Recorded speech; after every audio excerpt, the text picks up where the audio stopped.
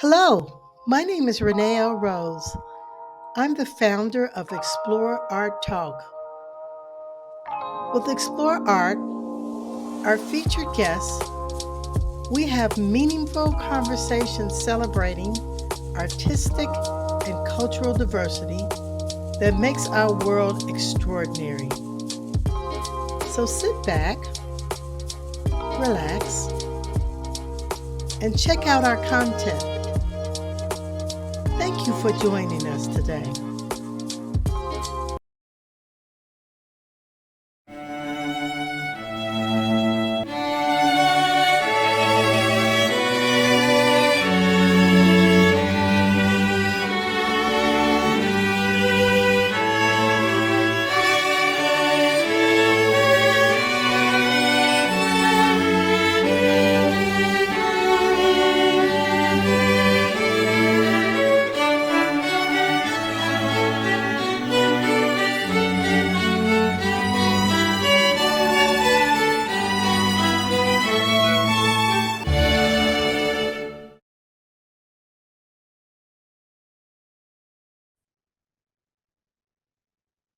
Hi, everyone.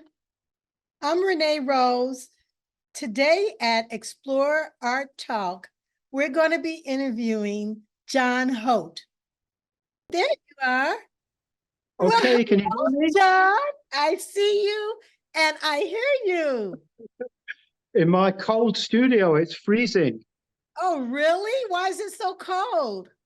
Well, there's no heating in here, and it's a very cold weather in the north of England, so it's freezing. Anyways, Oh, lovely to see you. it's lovely to see you. Well, it's cold in Chicago, but I'm in my office, so I'm not really, it's heat in here, thank God. So, Right. Well, we artists, we have to suffer for our art, you see. well, whatever you're suffering doing is coming out fabulous because you're amazingly talented. Oh, well, thank you. I mean, I suppose in a way, a little bit of history about how I got to this point, really very quickly, is that I went to art school in the 70s. I'm 77 now. So I'm an elderly artist. I went to art school in Leeds, which was part of the counterculture. And we had Yoko Ono used to pop in, David Hockney. It was a really important place for quite avant-garde art. So I was a performance artist. I did a lot of performance work. Um, so from there, I went into teaching from really tough kids in tough schools, and I ended up in a university teaching all the way through. And then I left because I wanted to work with the arts with people with mental illness. I know that art can heal. So I went into arts and health, and I started studios for people with mental health problems. I worked in a very high secure hospital. I don't know what the comparison would be there, but it's where people with mental illness are quite dangerous because of their illness. We And I have that. worked, yeah. So I worked with them as a chaplain. I was a Quaker, so we did silent work and we did art. And my charity developed and developed. And we had 30 artists with mental health problems in studios. I was always making work all the time. I was very influenced by Carl Jung and Joseph Campbell around the ideas of art and symbolism. So symbols are really important in my work, as you will see. Yeah. And I thought that I always believed that art was about reconnecting. It's about connectedness. And people I was working with were disconnected. And as James Hillman says, everyone has a soul, an image, an acorn, and it needs to be expressed. So it's called the acorn theory. It's something he wrote about in a wonderful book called The Soul's Code. So Joseph Campbell and his notions of mythology and symbolism, Jung, Hillman. So many things have influenced me over the years in my work with people who have been suffering. But then I've decided in my 70s that it's just about me and my studio. So this is me. No, I am not doing any healing anymore in art and healing. I am in here. This is my healing. Well, This is my actually, I feel that creating. your art, I'm an artist too, but I feel that your creations are still healing because when people see it, Yeah, artists evoke different emotions and different feelings in people. yeah, And I bet you're still doing that. yeah. So art is a form of mapping. I always think that artists make maps and people see those maps and it might fit into your journey, your life journey. And you might hear that poem, see that painting and think, whoa, this is something significant to me. So that art, that music or that poem or that painting is like a map. It's like a mark on your life journey. So I'm really interested in that kind of philosophical, psychological, spiritual aspects of the arts. Yeah. So there's a lot of spiritual motifs in my work coming from Judaism with the Kabbalah and from Catholicism and from ancient religions. As you know, I use a lot of Ice Age and Neolithic symbols, Oh, mysterious symbols. I did a lot of work for many years with indigenous people. I worked with Native Americans artists and I worked with Aboriginal artists. I oh, also spent time in Pakistan because I was very interested in the arts of Asia. So I've always, an outsider art, the term of people who are marginalized, who make art often just for themselves, who are not taught art. They express out of what Kandinsky said was an inner necessity. mhm. And I've written a lot. I published a lot of stuff around approaches to contemporary Native American art. I brought over Native artists to this country and toured them, and Aboriginal artists, and we've exhibited them.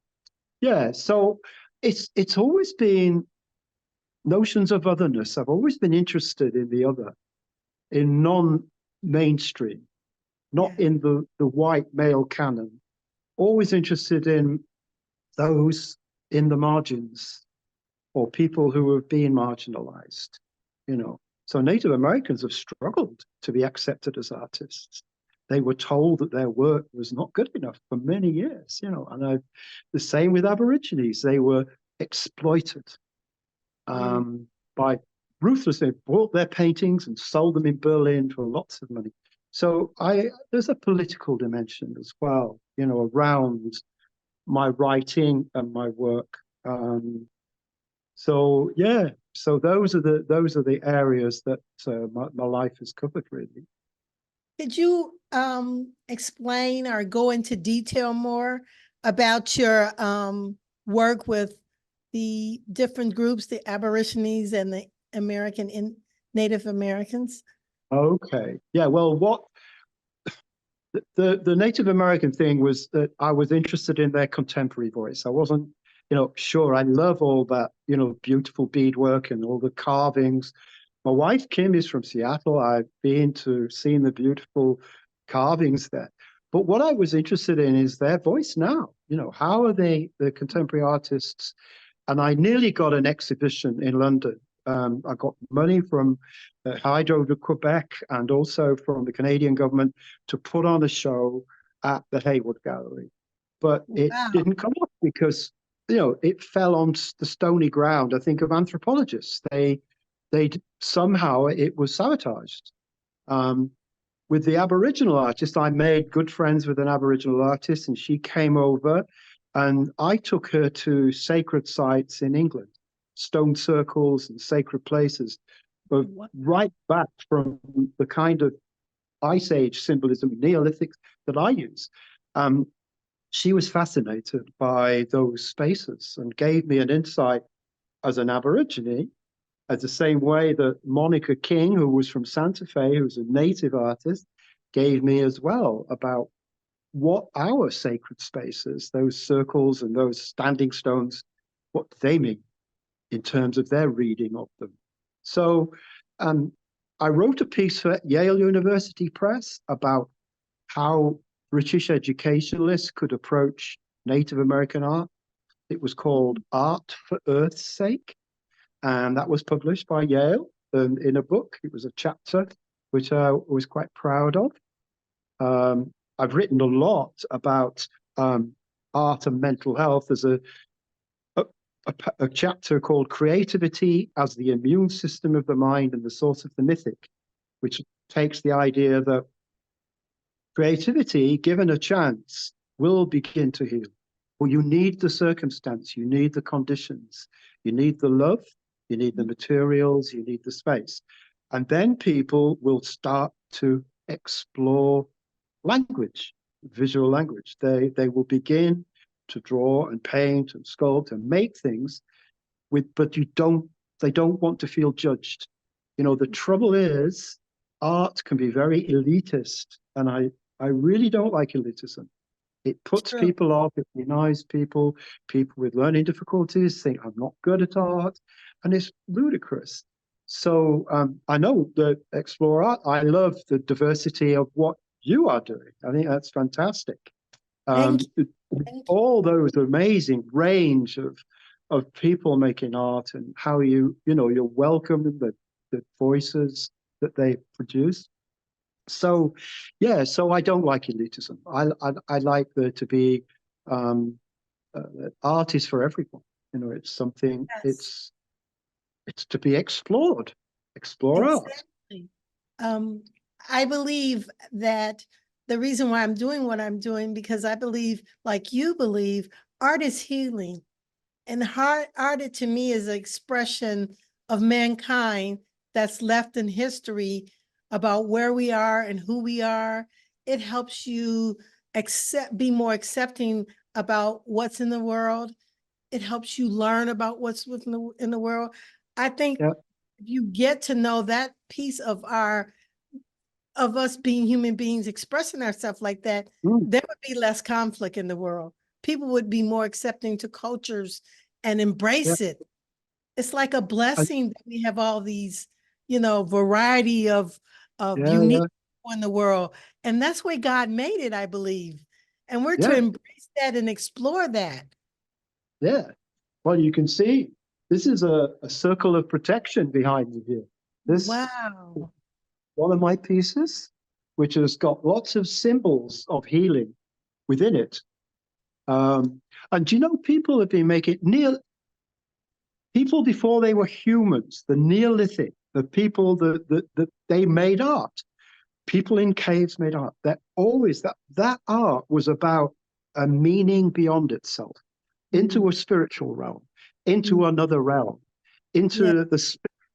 into the realms of the animal spirits, whatever. And we've always it's an essential. Jung said, man with his image making propensity, making language, making symbols is what makes us human.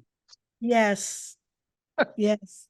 So how did you went to school to learn how to do the art you do? Did it evolve from there? Or did you Oh, just naturally just start doing yeah, it? yeah. I mean, the art school I went to in the 70s was very, very experimental. It was very Dadaist, surrealist.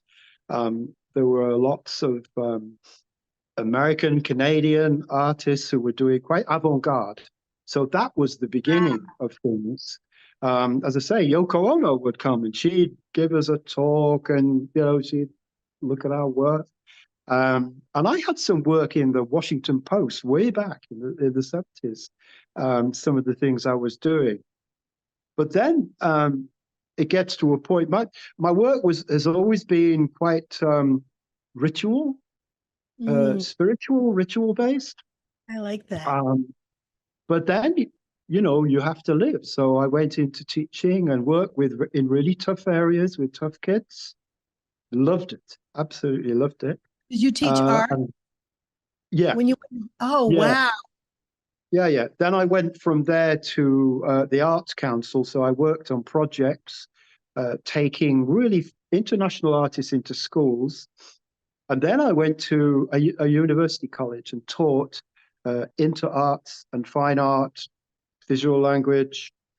I taught a lot of things. And, you know, my teaching was quite unorthodox. I mean, I would take my students to stone circles. We would work with the land. They would explore themselves. You know, so they did interdisciplinary work.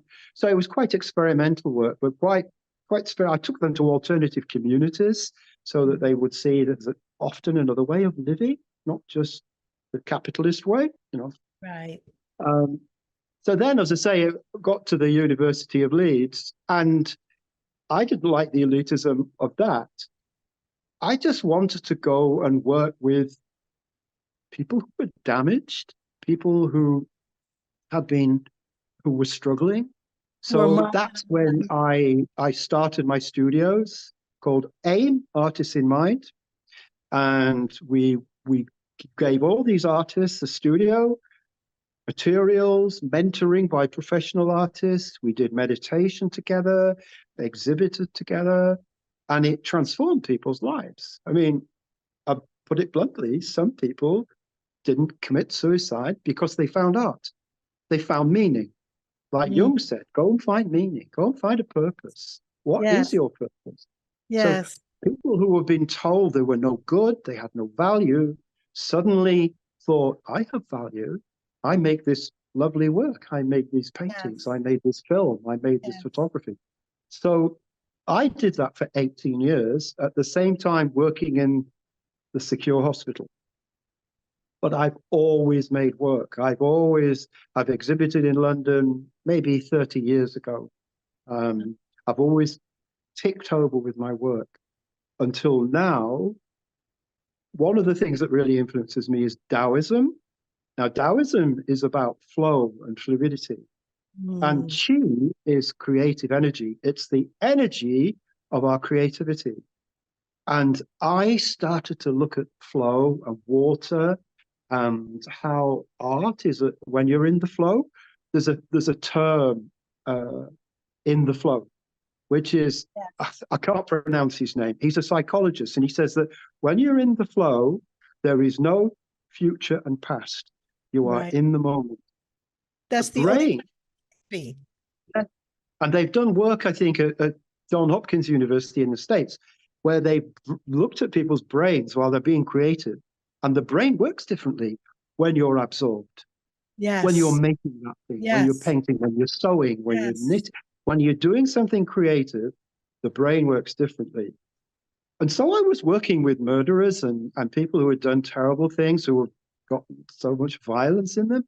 And, you know, they painted it out. That violence, that anger was dissipated by their Really? work. Yes. Uh, it wasn't for everybody, some guys that just, it wasn't something they felt as though could help them. But those who went into that art room and worked there, it transformed them. And Mm. patients from that hospital are now practicing artists. And that's a very, very high hospital. So, it was a very intense life. And now I have my studio, this, So where I make tell all this. me, your studio is beautiful. Your work is so beautiful. Tell me your process for creating your pieces. What do you do? What Okay. exactly do you do? Yeah. Okay. Well, for example, I've been making this new series, which are called, these are soul chambers. And Oh, wow. here's some symbolism. So this is an ascending female spirit. I thought we would appreciate that. Oh, It's wow. from the Ice Age. The Ice Age. It's such a beautiful form. So I got this idea about the soul and some making a space where the soul would fit. So this has got a little seed inside it. Oh, And wow. so I play with these Triskelion, these spirals, which are often female forms. Sometimes they're about the constellations. And I just allow it to develop. So that's a small one of my small pieces. Is that So I work ceramic? quite. Is that piece Hmm, ceramic? Is that yeah, yeah. ceramic? It's stoneware ceramic. So Oh, um, wow. so I work spontaneously, but I might have a have a meditation, and then I see something I need to do. So I'll go and make it. I'll go and explore that area. I'll imbue it with these symbols that I have, all these beautiful people just don't know what they mean, which is wonderful. In this day and age, we intellectualize everything. But Yeah, where we there do. are forms that that people just do not know what they mean, it's beautiful. So you can see this there. Oh, wow. You can see Oh, there yeah. all sorts of Oh, I things. like that piece. Yeah. Oh, that blue piece This is is my beautiful. this is my circle, and there you can Oh, see that wow. that one has got some stags from the Ice Age. I'll tell you around my studio. There you Oh, can see wow. them. All these Oh, they are lovely so beautiful. there. Now these are from influenced by Chinese Ice Age. They're holders for incense Oh, holders. wow. Yeah, They're so and beautiful. yeah. Well, you put a joss stick in and you burn it. These are mandalas Oh, wow. that I've made, and then over here is one of my drawings. So I make big drawings. Mm. So you can see that drawing is of a sacred place where some caves where there is Ice Age art on the walls. Um, there you can see Oh, lots of wow. work. And then some more. This piece is based on the Kabbalah, a mystical symbol, a Jewish symbol. And again, the bird in there, the ascending female spirit, cup and ring stones. Yeah. So Oh. So, John, yeah. did you study those different symbols? You just began to research about the Yeah. different symbols to find out about them through the I've years? always I've always, because I have Irish roots, I've always been interested in Celtic designs. I love Oh, them. And as I say, my interest in Native American and Aboriginal peoples and Sami, I know that they live by symbols. mm, They're beautiful. Their healing ceremonies are full of symbols. The yes, Navajo have the sand paintings. yes. Um, the Aborigines have their dreamings, these beautiful paintings, which are another world. It's their ancestors, spirits. So why don't we have that now? It's a kind of revival thing for me. I'm bringing back the symbols of my land, of this country, and of Ireland and Britain, Mm. and these beautiful symbols, and they're reliving. They're ancient, but they're contemporary at the same time. And they also give off a certain vibration. They Yeah, resonate. When I saw your art, it has a certain frequency, a really yeah, healing, good frequency. And for yeah. Africans, which is unfortunate for African Americans because of the way we were brought here as slaves and divided Mm, up, we didn't get to know our roots because all through Africa, there's all type of symbolism in the art yeah, and yeah. everything. And all Absolutely. around the world, I guess now scientists begin to see that it meant a lot, but it also did a lot of healing stuff. But Yeah, when yeah, Christianity spread throughout the world, they kind of downed it as paganism or whatever.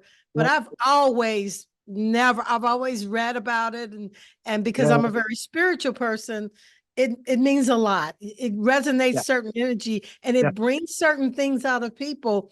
Because I believe when you get to know your soul, and you understand what resonates within you, you can you can live life differently. You see things differently, and yeah. things will come to you and attract to you. And your Totally. art is like a beacon. To me, it's Yeah, like a yeah, beacon. yeah.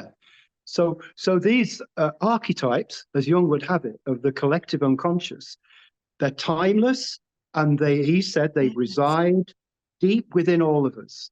If only we would look. We need to, as you say, you talked about resonating and radiating. Yes. These symbols, if we allow them to, will give us something because they're eternal, timeless, Yeah. It's like it probably beyond the sets off a intellect. trigger in our DNA. It's still in our Yeah, DNA, but it's so yeah. suppressed. But The those collective memory. symbols, Yeah, exactly. But I believe those symbols that you have and the way you do your yeah, art can trigger people to yeah, open up something that's been yeah, locked away, you yeah. know. Absolutely. I mean, the other thing I am a bit wary of Beautiful. is what I call mimesis, where people appropriate other people's culture, where they Uh, take, it's yeah. not their culture, they take Yeah. something that doesn't belong to them. Yeah. It's appropriation. And again, I've written about that, in terms of that's a form of racism, is taking Yeah. somebody and not giving them Exactly. credit, not Exactly. crediting them with Exactly. that. Yeah, this is where I come from. This is mine. And you're my brother or sister in parallel in your cultural roots. So we've got this idea of where we belong. And at the same time, we are a new community, but we have Yes. our roots. And Yes. those roots, in order to know who we are really important. I agree with you. I that's why I'm doing what I'm doing. Yeah, I think art is to me it's like a safe place where people can approach and broach things that keep conflicts down and have more yeah, understanding and get to yeah, when you're open to all these things, it helps you challenge yourself and be yeah, open to learning and improving yeah, yourself. And when you're yeah. doing that, you then are not so judgmental about people who are not like you or approach life Mm, differently. You're more yeah, embracing and yeah, inclusive. yeah. There's an Israeli criminologist, and he wrote a book in which he talked about how art can dissipate and change the violent mind. Like Oh I yeah. said, with people I've worked with who had real I problems agree. with anger, art can begin to dissipate that. As you say, the equality of, beautiful music is beautiful music, or, you know, Yes. I mean, we don't use the arts enough. We don't No. value it. And I'll tell you something, I don't like AI. I feel that craftsmanship, that the human mind, the human soul makes art, not artificial intelligence. Or in I my think opinion, artificial intelligence will serve its purpose in some places, but I yeah, think medicine, I feel like you. The reason again and why I'm doing my project is because when I was in school, I'm 64. When I was in mm, school, art was really taught in school and culture, but that's kind of yeah, been like eliminated. And I think all throughout the world, we need to discover people like you. And there are so many talented people in the world. And we yeah, need to yeah, discover that and get a feeling for that because I think that will help people find out who they are. I think a lot of people are mm, angry in the world because they don't really know who they are and they feel yeah, lonely and they feel isolated and they're so angry. And I think to get mm, all that out of them, I think through art and culture, it could dissipate that. It could yeah, really help more love to come out in the world. yeah. As Joseph Beuys, the famous German artist, says, everyone is an artist. I Oh mean, yeah. it's just true. I mean, I agree. I've done workshops and people say, oh, I can't draw, I'm no good. And what I would do was I'd get them drawing to music in the abstract. And I'd they take just them away let to the, go. or, sure, it's difficult drawing the human face, but you can do a beautiful rhythmic drawing, an abstract drawing. That's art. So you Yes. have to ease people away from anxiety. Yes. You can make art. Yes, really, I'm so thankful that you allowed me to interview you and to Oh, let me into your art world.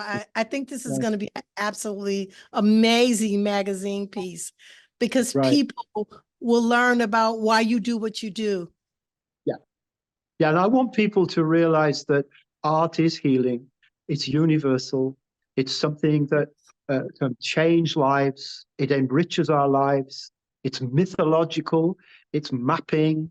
It's Yeah. so much. It gives, Yes. it, it really does. It brings love to people's lives. And Yeah. it's so important. Absolutely. Yes.